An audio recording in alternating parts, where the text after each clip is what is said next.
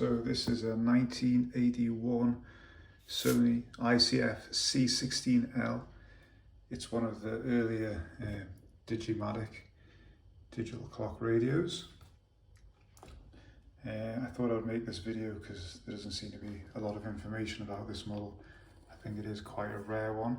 It's usually just the square digicubes that you see around now from this era, but there are a couple of these.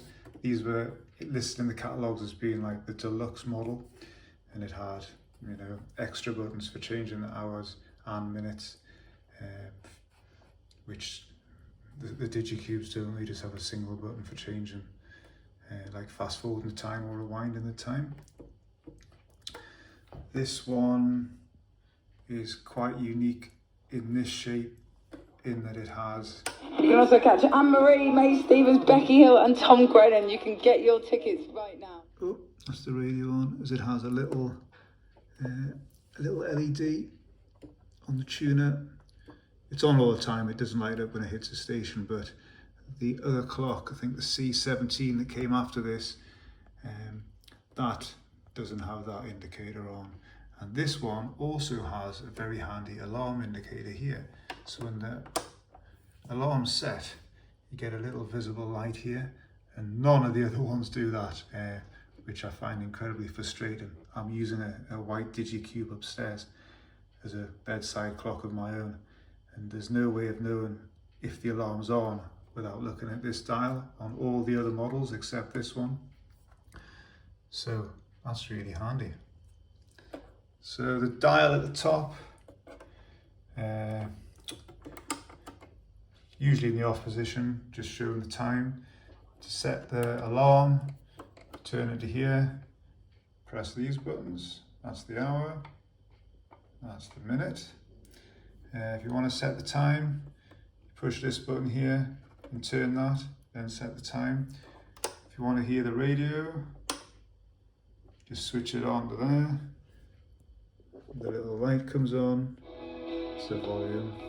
On this model, got short wave, medium wave and long wave.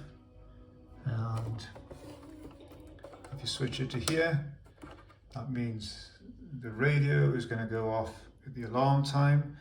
And if you switch it to there, it means there's going to be a buzzer go off at the alarm time. If you want to check the alarm time at any time, you just press the repeat alarm button here. So that's saying 2 o'clock. 2 o'clock.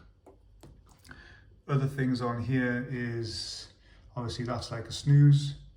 So that stops the alarm and it'll resound after about 8 minutes. This one turns the alarm off.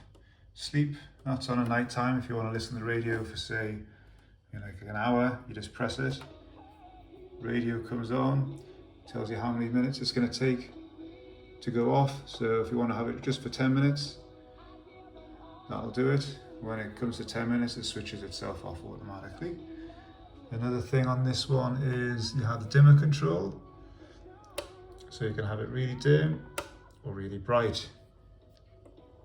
Now, this being an earlier one, the display is vacuum fluorescent. It's not LED, like the red display you'll be used to on the later clocks. This is a vacuum fluorescent display. It's very sharp. It's much nicer than the LED, I think, personally. Unfortunately, it has a lifespan, and the more it gets used, the dimmer it gets over the years. It's still good for about 30, 40 years under constant use, but you can certainly tell the ones that have been used a lot and the ones that haven't.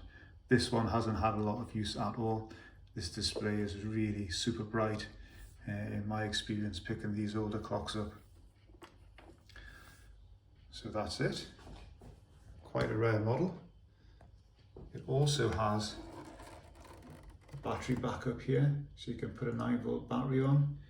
It's made in Malaysia, it's not a Japanese one, so I don't think Sony were making these sort of appliances in Japan back then. It was mainly just the, I guess, the more technical stuff. So there it is. It's a lovely looking clock. It's one of my favourites and pretty hard to find. There is a black version, but I don't think that came out in the UK. But there's a black version if you want to hunt that down.